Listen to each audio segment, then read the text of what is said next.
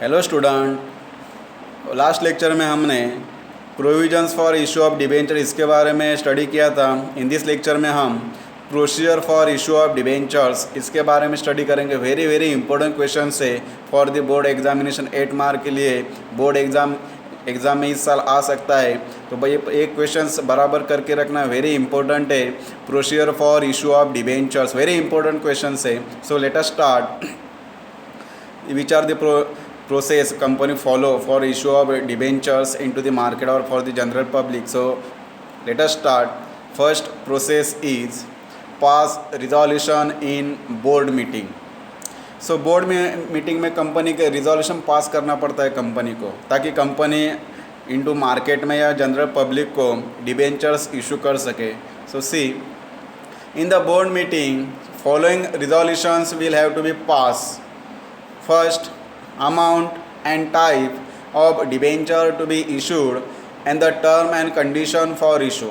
So इधर पहला condition इधर दिया है, क्या ये रूल कंपनी को पहले फॉलो करना पड़ता है कि एक अमाउंट कितना कंपनी को कलेक्ट करना है, बोरोड अमाउंट, और किस टाइप की डिबेंचर्स कंपनी मार्केट में इशू करने हैं, उसका टर्म एंड कंडीशन क्या है, ये सब कंपनी को जो क्लियर करना पड़ता है बोर्ड मीटिंग में, और इसके बारे में रिजोल्यूशन पास करना पड़ता है। सेकेंड इधर दिया है अप्रूवल प्रोस्पेक्टस और ऑफर लेटर और लेटर ऑफ ऑफर।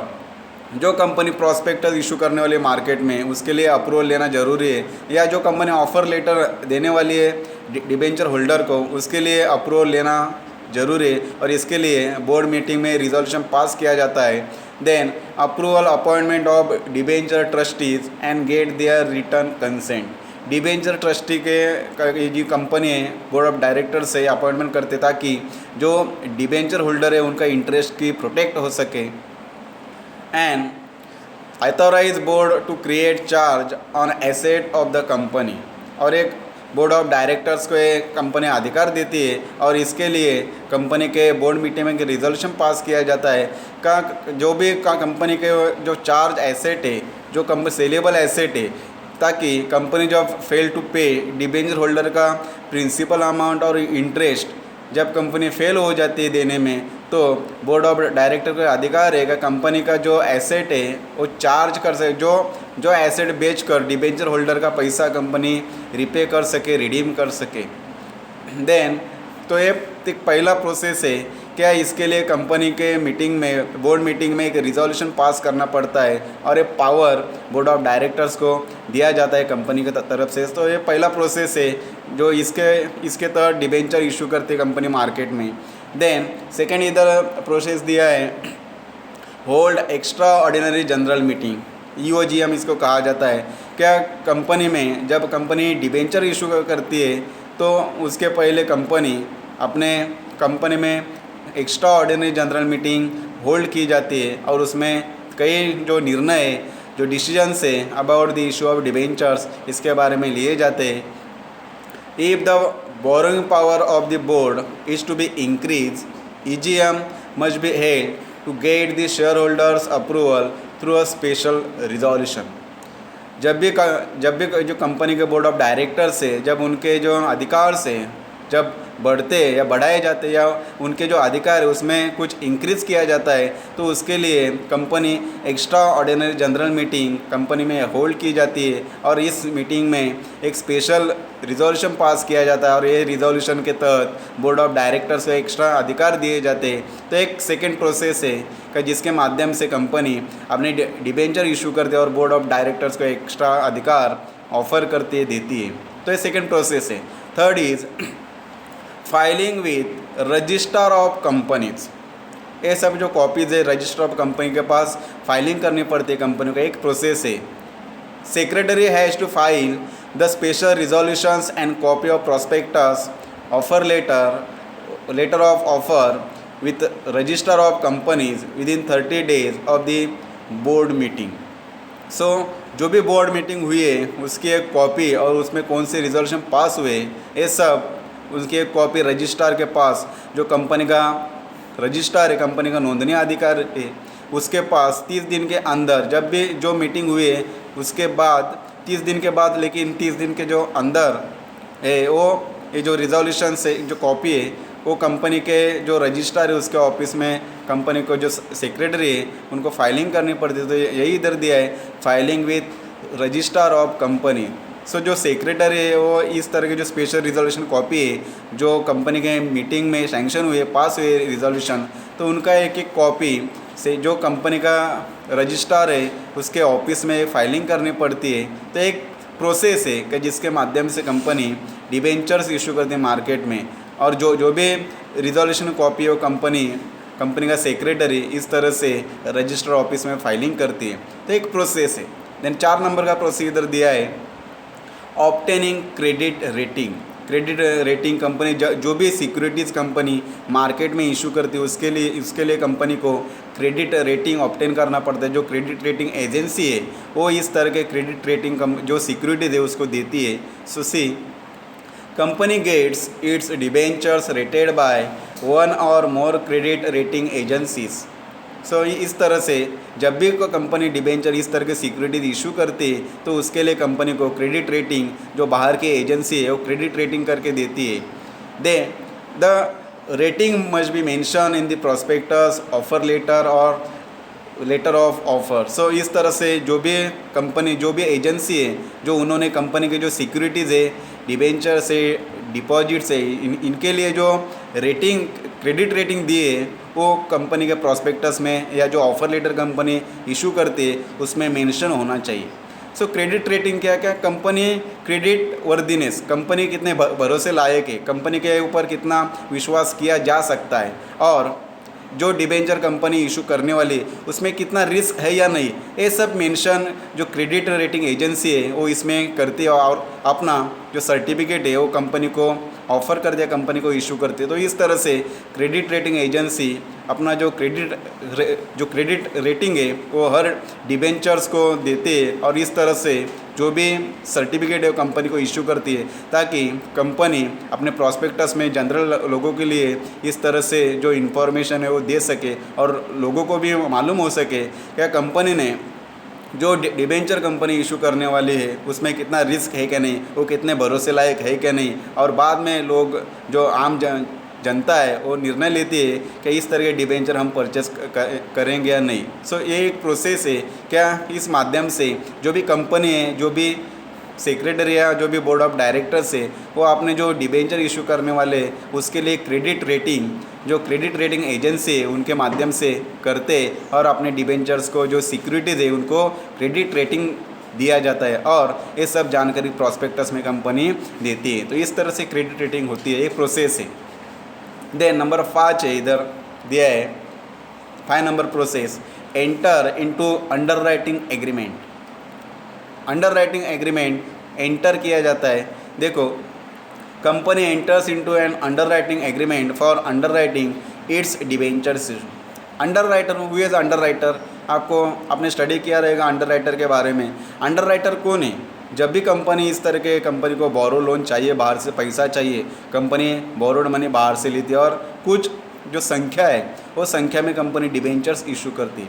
लेकिन जितने कंपनी को डिबेंचर इशू करने उतने डिबेंचर कंपनी मार्केट में इशू नहीं कर पाती, तो जो रिमेनिंग जो डिबेंचर्स है जो कंपनी के तरफ से इशू नहीं हुए अभी तक मार्केट में, वो सब परचेस करने की हमें गारंटी अंडरराइटर लेता है, और उतना ही जो मनी है, जो पैसा है वो कंपनी को देता है।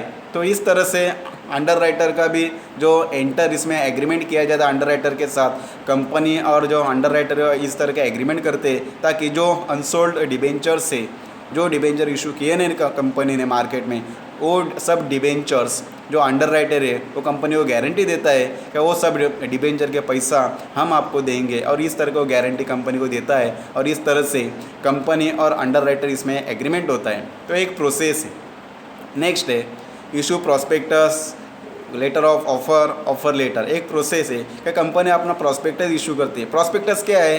एक कंपनी का आईना है, इसमें पूरी कंपनी की जानकारी रहती है, जब से कंपनी शुरू हुई था अभी तक कंपनी में क्या क्या हुआ है, बोर्ड ऑफ डायरेक्टर्स कितने हैं, शेयर होल्डर की कितना है, एथोराइज कैपिटल कंपनी का कितना है, एंड सो ऑन। ये सब जानकारी प्रॉस्पेक्टस में रहती है। कंपनी को लास्ट ईयर मेनी ईयर्स में कितना प्रॉफिट हुआ है, लॉस हुआ है, ये सब जानकारी कंपनी के प्रॉस्पेक्टस में रहती है। और by seeing the prospectus, by reading the prospectus, जो इन्वेस्टर्स है, जो आम जनता है वो निर्णय लेती है इस तरह के जो कंपनी है उसके डिबेंचर में हम जो इन्वेस्ट करना है पैसा वो करने का है नहीं, इस तरह का निर्णय आम जनता लेती है या इन्वेस्टर लेते। Company issue prospectus if it is inviting the public to buy its debentures. So इस तरह से कंपनी अपना प्रॉस्पेक्टस इशू करके लोगों को इनवाइट करते हैं, अट्रैक्ट करती है कि आपके पास जो पैसा है वो हमारे डिबेंचर में इन्वेस्ट करना, हमारे कंपनी में इन्वेस्ट करना, ताकि आपको ज़्यादा रिटर्न मिल सके, इनकम मिल सके आपके इन्वेस्टमेंट के ऊपर। तो इस तरह से कंपनी अपना जो प्रॉस्पेक्टस है मार्केट में इशू करती है। Offer letter is issued if a company makes private placement and letter of offer for right issue. So इस तरह से कंपनी ऑफर लेटर इशू करती है। जो भी कंपनी को प्राइवेट प्लेसमेंट करना है उसके लिए कंपनी एक ऑफर लेटर इशू करती है, या letter of offer for right issue, या कंपनी को राइट इशू करने हैं डिबेंचर्स तो उसके लिए भी company letter of offer issue करती है। तो एक प्रोसेस है कि समटाइम कंपनी प्रॉस्पेक्टस इशू करती है, या समटाइम कंपनी जब प्राइवेट प्लेसमेंट करती है तो उसके लिए लेटर ऑफ ऑफर या ऑफर लेटर कंपनी इशू करती है। तो एक प्रोसेस है और इस माध्यम से कंपनी अपने डिबेंचर मार्केट में इशू करती है और जो बोरोड मनी वो कलेक्ट करती है। देन नंबर 7 प्रोसेस है ओपन सेपरेट बैंक अकाउंट। इसके लिए अभी एक प्रोसेस है कि कंपनी एक बैंक अकाउंट सेपरेट ओपन करती है। जो भी डिबेंचर कंपनी इशू करने वाली है और जो भी लोग इन्वेस्टर डिबेंचर परचेस करने वाले तो उनके पास से एप्लीकेशन और उसके ऊपर जो मनी एप्लीकेशन मनी का जो डिबेंचर होल्डर है जो इन्वेस्टर है वो कंपनी के बैंक अकाउंट में कलेक्ट करते हैं। So see company open a separate bank account in a schedule bank to receive the money from the applicant. So इस तरह से कंपनी जब डिबेंचर इशू करती है तो उसके पहले कंपनी एक शेड्यूल बैंक में जो नेशनलाइज बैंक है ऑल ओवर इंडिया तो उसमें एक अकाउंट ओपन करती है ताकि जो इन्वेस्टर है जो है एप्लीकेंट्स है वो इस तरह से जो भी डिबेंचर का मनी है वो इसमें क्रेडिट कर सके, कलेक्ट कर सके। तो इस तरह से जो भी एप्लीकेंट है उनको जितना डिबेंचर चाहिए उनके हिसाब से वो उतना पैसा इस कंपनी के अकाउंट में कलेक्ट करते हैं, क्रेडिट करते हैं। तो एक कंपनी को एक सेपरेट बैंक अकाउंट ओपन करना पड़ता है ताकि डिबेंचर का पैसा कंपनी को टाइम पे मिल सके। एक प्रोसेस है। Then next number 8 receiving application money. Application money company को मिलता है एप्लीकेशन के साथ। सब्सक्राइबर्स दैट इज इन्वेस्टर या general public, subscriber will submit their application along with the required amount to be specified bank within the time period mention in the prospectus और letter of offer और offer letter. So इस तरह से जो भी subscribers है, जो भी डिबेंचर्स परचेस करने वाले, लेने वाले, जो भी आम जनता है, जो इन्वेस्टर्स है, तो वो इस तरह से जो एप्लीकेशन कंपनी का है उसके साथ एप्लीकेशन मनी वो कंपनी के बैंक अकाउंट में जमा करते हैं और जो भी टाइम लिमिट कंपनी दिया है वो टाइम लिमिट के अंदर जिसको डिबेंचर परचेस करना, जो सब्सक्राइबर्स है, जो इन्वेस्टर्स है, वो इस तरह से एप्लीकेशन के साथ वो जो एप्लीकेशन मनी है वो कंपनी के बैंक अकाउंट में जमा करते हैं वो टाइम लिमिट के अंदर। तो इस तरह से ये सब जानकारी कंपनी के प्रॉस्पेक्टस में कंपनी डिटेल मेंशन करती है। तो एक प्रोसेस है, इस तरह से एप्लीकेशन मनी कंपनी जमा करती है, कलेक्ट करती है। नेक्स्ट है नंबर 9 होल्डिंग बोर्ड मीटिंग।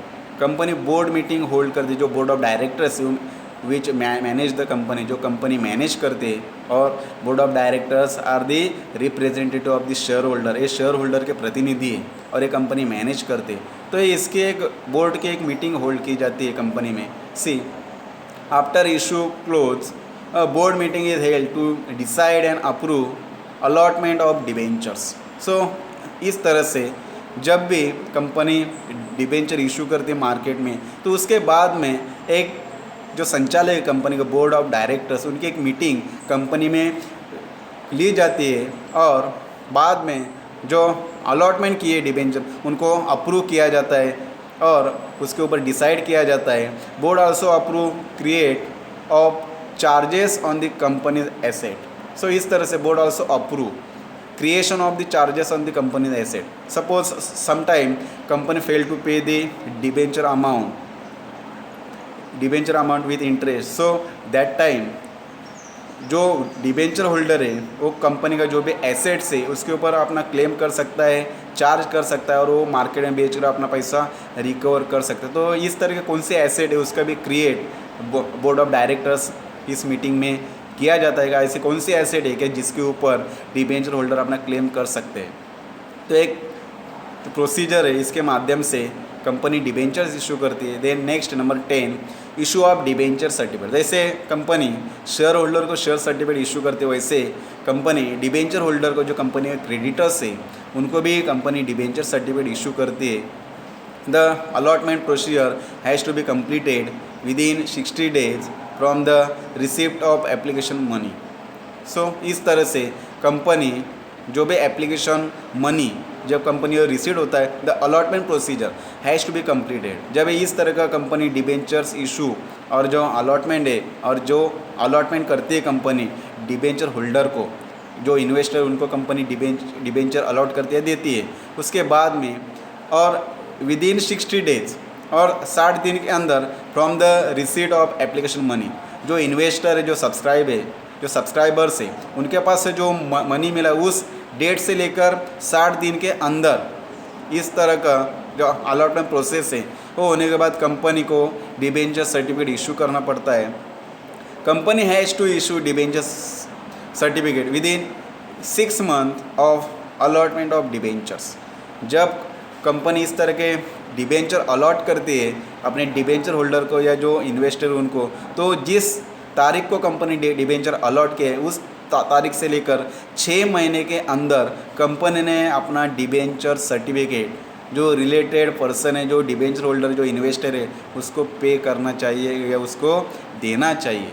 तो इस तरह से डिबेंचर सर्टिफिकेट जो अलॉटमेंट ऑफ शेयर्स है उस तारीख से लेकर 6 महीने के अंदर इस तरह से कंपनी डिबेंचर सर्टिफिकेट अलॉट करती है।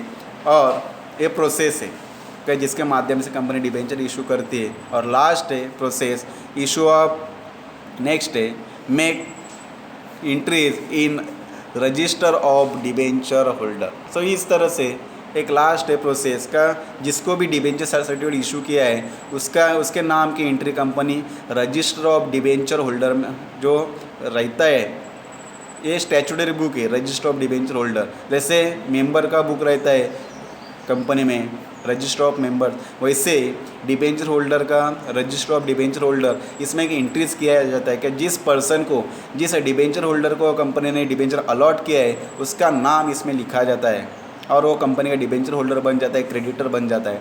Secretary has to make entry in the register of debenture holder within 7 days after the board approval of allotment.